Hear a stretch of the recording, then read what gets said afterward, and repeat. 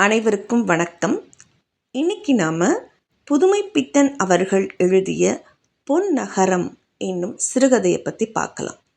இந்த சிறுகதையில் அவங்க என்ன சொல்ல வராங்க அப்படின்னா, பொன்னகரம் என்ற நகரம் ஒரு வறுமையோட பிடியில் இருக்கக்கூடிய மக்கள் எப்படி வாழ்வாங்க, அவங்க சந்திக்கக்கூடிய பிரச்சனைகள் என்ன அப்படின்றத அழகாக படம் பிடிச்சு காட்டுறாரு. இப்போ வாங்க சிறுகதையை பார்க்கலாம். பொன்னகரத்தை பற்றி கேட்டிருக்கிறீர்களா? நமது பௌராணிகர்களின் கனவைப் போல் அங்கு ஒன்றுமில்லை. பூர்வ புண்ணியம் என்று சொல்கிறார்களே, அந்த தத்துவத்தை கொண்டு நியாயம் என்று சமாதானப்பட வேண்டிய விதிதான். ஒரு சில மகாராஜர்களுக்காக இம்மையின் பயனை தேடிக் கொடுக்க கடமைப்பட்டு வசிக்கும் மனித தேனீக்களுக்கு உண்மையில் ஒரு பொன்னகரம்தான் அது. ரயில்வே தண்டவாளத்தின் பக்கமாக சாராய டிப்போவுக்கு போகிறதே ஒரு சந்து. அதுதான் அங்கு மெயின் ரஸ்தா. கைகோர்த்த 4 பேர் வரிசை தாராளமாக போகலாம், எதிரே வண்டிகள் வராவிட்டால். இதற்கு கிளையாக உள் வளைவுகள் உண்டு, முயல் வளைகள் போல். இந்த திவ்ய பிரதேசத்தை தரிசிக்க வேண்டுமானால் சிற்தூரலாக மழை சினுசினுத்து கொண்டிருக்கும் பொழுது சென்றால்தான் கண்கொள்ளா காட்சியாக இருக்கும். வழிநடுக சேற்று குழம்புகள், சாலையோரமாக முனிசிபல் கங்கை அல்ல யமுனை தானே கருப்பாக இருக்கும். அதுதான். பிறகு ஓர் இரும்பு வேலி, அதற்கு சற்று உயர தள்ளி அந்த ரயில்வே தண்டவாளம். மறுபக்கம் வரிசையாக மனித கூடுகள். ஆமாம், வசிப்பதற்குத்தான். தண்ணீர் குழாய்கள் இருக்கின்றன. மின்சார விளக்கு ஞாபகமில்லை. சாதாரண எண்ணெய் விளக்கு, அதாவது சந்திரன் இல்லாத காலங்களில் ஏற்றி வைத்தால் போதாதா? பொன்னகரத்து குழந்தைகளுக்கு மீன் பிடித்து விளையாடுவதில் வெகு பிரியம். அந்த முனிசிபல் தீர்த்தத்தில் மீன் ஏது? எங்கிருந்த பணக்கார வீடுகளில் இருந்தோ சில சமயம் அழுகிய பழம், ஊசிய வடை இத்தியாதி உருண்டு வரும். அது அந்த ஊர் குழந்தைகளின் ரகசியம். ரயில்வே தண்டவாளத்தின் பக்கத்தில் விளையாடுவதில் என்ன ஆனந்தமோ! வேலி இருக்கத்தான் செய்கிறது. போகக்கூடாது என்ற சட்டம் குழந்தைகளுக்கு தெரியுமா? போனால் பெற்றோருக்குத்தான் கொஞ்சம் பாரம் ஒழிந்ததே. குழந்தைகள்தான் என்ன, கிளாஸ்கோ மெஸ்லின்ஸ் பூட் குழந்தைகளா? கம்பி இடையில் போக முடியாமல் இருக்க புகைந்தோடும் அந்த இரும்பு நாகரிகத்திற்கு வரிசையாக நின்று குட் மார்னிங் சார் என்று கத்துவதில் ரொம்ப ஆனந்தம் அவர்களுக்கு. அதுதான் அவர்களுக்கு கிடைக்கும் ஆரம்ப ஆங்கிலக் கல்வி. 5 மணிக்கு அப்புறம்தான் ஊர் கலகலவென்று உயிர் பெற்று இருக்கும். அப்பொழுதிருந்துதான் அவ்வூர் பெண்கள் தங்கள் வேலையை செய்வார்கள். சாராய வண்டிகள், தண்ணீர் எடுக்க வரும் பெண்கள். அங்கு தண்ணீர் எடுப்பதென்றால் ஒரு பாரத போர். இள வயதில் நரைத்தது போல் பஞ்சு படிந்த தலை, மாசடைந்த கண்கள். விடிய விடிய மின்சார ஸ்பிண்டிலை பார்த்து கொண்டிருந்தால் பிறகு கண் என்னமாக இருக்கும்? கண்கள்தான் என்ன இரும்பா? உழைப்பின் ஆரோக்கியத்தால் ஏற்பட்ட கட்டமைந்த அழகு. ஆரோக்கியமா? அது எங்கிருந்து வந்தது? பாக்டீரியா, விஷக்கிருமிகள், காலரா இத்தியாதி அங்கிருந்து தானே உற்பத்தி செய்யப்படுகின்றன. எப்படியாவது உயிர் வாழ வேண்டும் என்று ஆசை இருந்தால் எல்லாம் நடக்கும். பழைய கற்காலத்து மனிதன் புலி சிங்கங்களுடன் குகைகளில் வாழ்ந்து வந்தான். அவைகளும் அவனை கொன்றன, அவனும் அவைகளை கொன்றான்.